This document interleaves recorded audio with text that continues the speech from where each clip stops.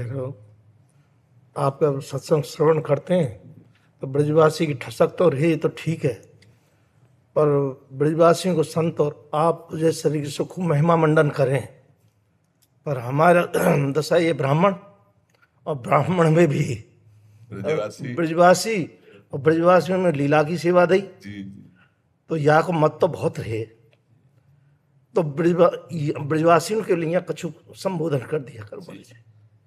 महाराज जी, भगवान के निज पार्षदों में जो मद होता है वो सांसारिक मद नहीं होता है, वो भागवतिक मद होता है। किसी भी ब्रजवासी से अब जो बहुत बिलग हो तो बात अलग है, नहीं उनको लगता ठाकुर जी मेरे हैं।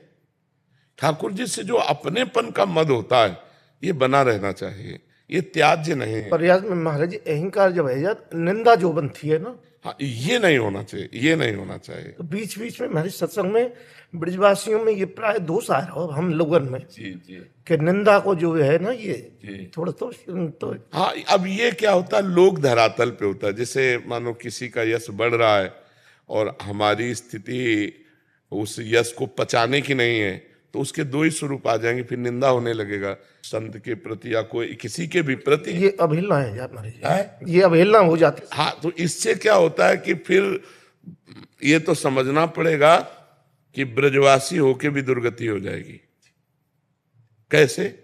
जय विजय से जहां विराजमान है भगवत धाम वैकुंठ में, वहां से वापस लौटने का सिद्धांत नहीं है। यद्गत्वा न निवर्तन्ते तद्धाम परमम मम, जहां जाने के बाद पुनः वापस नहीं आना होता। लेकिन संत अवज्ञा कर दी, छड़ी लगा दी, सनक सनंदन को रोक दिया, तो फिर 3 जन्म के लिए असुर भाव, भगवान का विरोधी भाव लेकर उनको जन्मना पड़ा। यद्यप करुणा में भगवान उनके लिए 4 बार जन्मे, उनको तो 3 बार जन्म लेना पड़ा। रावण, कुंभकर्ण, हिरणाक्ष, हिरण्यकश्यप, शिशुपाल, दंतवक्र। भगवान को श्री राम के रूप में रावण कुंभकर्ण का उद्धार, और हिरणाक्ष को भगवान ने वाराह रूप से मारा, और हिरण्यकश्यप को नरसिंह रूप से मारा। 3 हो गए, और शिशुपाल दंतवक्र को कृष्ण रूप से मारा। अगर उनको 3 बार आना पड़ा तो भगवान 4 अवतार धारण किए, तो आना पड़ा। जय विजय से बढ़कर कोई पार्षद नहीं भगवान का। निजी पार्षद संत अवज्ञा के कारण उन भगवान टाल नहीं सके, उनको 3 जन्म के लिए असुर योनि में आना पड़ा। तो हम उस अभिमान को वंदना करते हैं कि मेरो लाला, मेरो ठाकुर, मेरे प्रिया प्रीतम। तो फिर प्रिया प्रीतम के जन प्रिया प्रीतम से बढ़कर प्यारे लगेंगे। ब्रजवासियों को संतजन प्राण प्रिय है और संतों को ब्रजवासी प्राण प्रिय है। इतना भी अंतर संतों के हृदय में ब्रजवासियों के प्रति नहीं। रोज सत्संग में पहले होता है कि यमुना रसरानी रजरानी समस्त ब्रजवासी परिकर के चरणों में कोटिशा प्रणाम, कोटिशा नमन नमस्कार, क्योंकि ये ब्रजवासी भगवान के जन है। अब वो अपने स्वरूप को भूलकर अगर राग द्वेष की वार्ता या राग द्वेष की चेष्टा, तो फिर पतन हो जाएगा।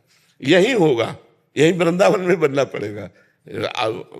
निज जन तो बाहर जाएगा नहीं, मान लो ब्रजवासी तो बाहर तो जाएगा नहीं। तो हम लोगों को चाहिए कि श्री प्रियालाल जी ने इतना बढ़िया मानव जीवन दिया है, तो सब में भगवान है और भगवान के अनुसार सब चल रहे हैं। देखो, हमारी मति बहुत छोटी है और भगवान का विधान बहुत बड़ा है। वो जब जैसा चाहते हैं वैसा करवा लेते हैं जिस जीव से। प्रभु आज्ञा जेहिका जस आई, सो ते भांति रहे सुख लाई।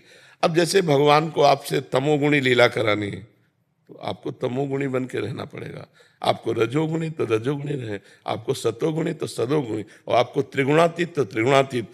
क्योंकि सब त्रिगुणातीत नहीं होंगे।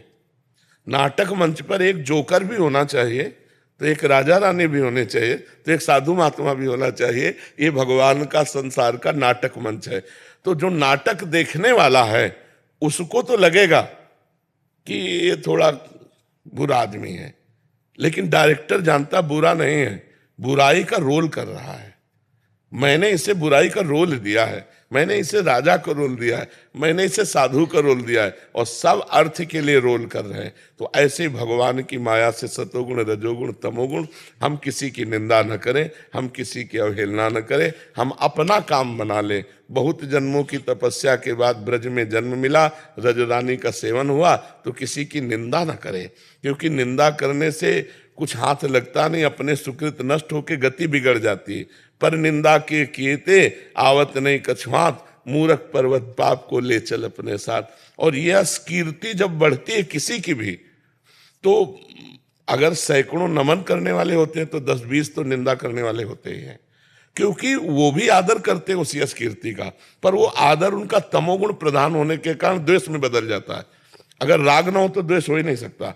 तो वो भी कहीं ना कहीं आदर करते हैं, पर उसका आदर का स्वरूप वो सहन न करने के कारण वो द्वेषात्मक कर बैठते हैं। तो किसी की भी निंदा नहीं करनी चाहिए। ब्रजवासी भगवान के स्वरूप हैं और संत भगवान निज जन है। तस्मित तज्जने भेदा भावान, भगवान और भगवान के जनों में अभेद दृष्टि रहती है।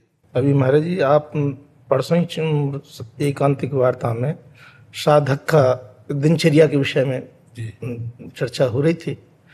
हम जो देख रहे हैं राधा केल कुंज का 40 वर्ष पुरानी स्मृति वापस आ रही है महाराज जी।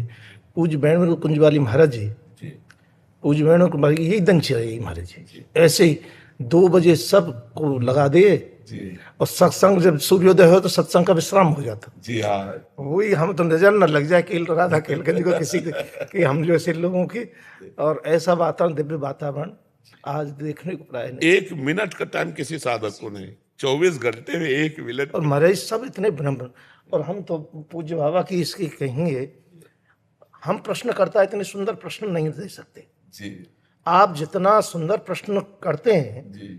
और बड़ी गहराई से, हम प्रश्नकर्ता इतना सुंदर प्रश्न नहीं कर पाएंगे। और उसका समाधान जब यहाँ से होता है तो उसके लिए तो मैं महाराज जी क्या कहूँगा। और ये सब पूज्य भाई जी और पूज्य बाबा की कृपा से है, जो उनकी जूठन मिली है पूज्य महापुरुषों की, वही हम बांट रहे हैं।